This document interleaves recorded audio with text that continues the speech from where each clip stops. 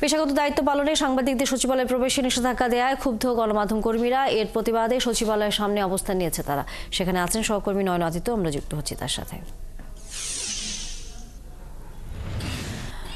নয়ন, সচিবালয়ে প্রবেশ নিয়ে সাংবাদিকরা কি জানিয়েছেন এবং একই সাথে স্বরাষ্ট্র উপদেষ্টার সাথে এই বিষয়ে একটি বৈঠক হবার কথাও রয়েছে, সেটিও সম্পর্কে কোনো তথ্য আপনার কাছে আছে কিনা?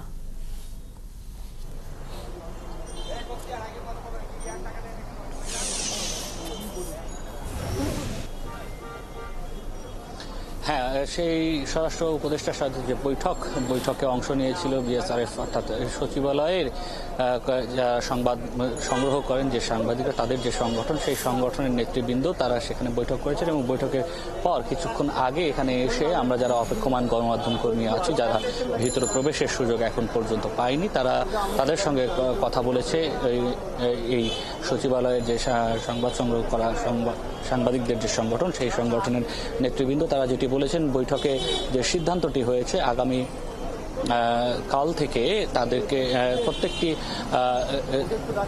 সংবাদ মাধ্যমের দুজন করে সংবাদকর্মী এখানে প্রবেশের সুযোগ পাবে এবং সেটির জন্য তাদেরকে নামের তালিকা দিতে হবে। একটি তালিকা হচ্ছে এই সংগঠন যেটি আছে, এই সংগঠনের যারা সদস্যরা আছে, তারা সংগঠনের সদস্য থাকার কারণেই এখানে তারা এই যে অস্থায়ী পাস সেটি পাবেন এবং এর বাইরে যারা এখানে সদস্য না কিন্তু নিয়মিত এই সচিবালয়ে সংবাদ সংগ্রহের কাজ করেন, তাদেরকে নাম অন্তর্ভুক্ত করার মাধ্যমে সংশ্লিষ্ট যেসব মন্ত্রণালয়ের সংবাদ সংগ্রহের কাজ করবেন, সেখানকার যিনি জনসংযোগ কর্মকর্তা আছে তার কাছ থেকে পাস নিয়ে সংবাদ সংগ্রহ করতে পারবেন এবং এটি আগামী 15 দিন চলবে। 15 দিন পর নতুন করে আবার এই সংবাদ সংগ্রহের জন্য যে অ্যাক্রিডিটেশন কার্ড সেটি দেওয়ার যে ব্যবস্থা সেটি করা হবে। এর বাইরে আমি আপনাকে বলি যে কিছুক্ষণ আগে তথ্য উপদেষ্টা নাহিদ ইসলাম তিনি এখানে এসেছিলেন, এসে গণমাধ্যম কর্মীদের সঙ্গে কথা বলেছেন। তিনি যেটি বলেছেন যে প্রায় 3000-এর মতো অ্যাক্রিডিটেশন কার্ড দেওয়া আছে, যার মধ্যে কতগুলো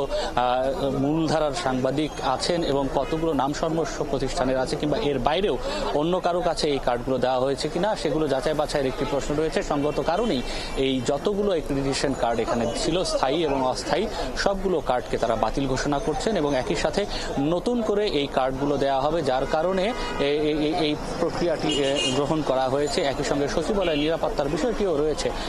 সেই বিষয়গুলোকে সামনে নিয়ে তিনি যেটি বলেছেন, আগামীকাল থেকে যে কার্যক্রমটি শুরু হচ্ছে, এই কার্যক্রমটি আগামী 15 দিন চলবে এবং এই 15 দিনের মধ্যে সকল প্রতিষ্ঠানের যারা কর্মরত সাংবাদিক যারা আছেন, যারা মূলত সচিবালয়ে সংবাদ সংগ্রহ করতে চান কিংবা করেন, তাদের নাম অন্তর্ভুক্ত করা, নতুন করে আবেদন করা, সেই হিসেবে তাদেরকে অ্যাক্রিডিটেশন কার্ড দেওয়া হবে। এর বাইরে আজকে যে আপনি জানেন যে সচিবালয়ের যে অগ্নিকাণ্ডের ঘটনা, যে ঘটনার পরে মূলত এই প্রসঙ্গটি এসেছে, সেই অগ্নিকাণ্ডের ঘটনার তদন্ত প্রতিবেদনও আজকে দেবার কথা রয়েছে এবং সেটির পরে আসলে নিশ্চিত হওয়া যাবে যে এটি আসলে এখানে নাশকতা ছিল কিংবা সেটি বৈদ্যুতিক শর্ট সার্কিট ছিল কিংবা অন্য কোনো কারণ ছিল কিনা, সেই বিষয়টিও নিশ্চিত হওয়া যাবে এবং সেই বিষয়টিকে কিন্তু নাহিদ ইসলাম সামনে নিয়ে এসেছেন এবং তিনি যেটি বলেছেন যে এই প্রতিবেদন হাতে পাবার পরেই সেই বিষয়গুলো নিশ্চিত হওয়া যাবে, যেটি আজকে প্রাথমিক যে তদন্ত প্রতিবেদন সেটি দেওয়া হবে, তার পরবর্তী 10 কার্য দিবসের মধ্যে চূড়ান্ত যে প্রতিবেদন সেটি দেওয়া হবে। অসংখ্য ধন্যবাদ নয়ন আদিত্য।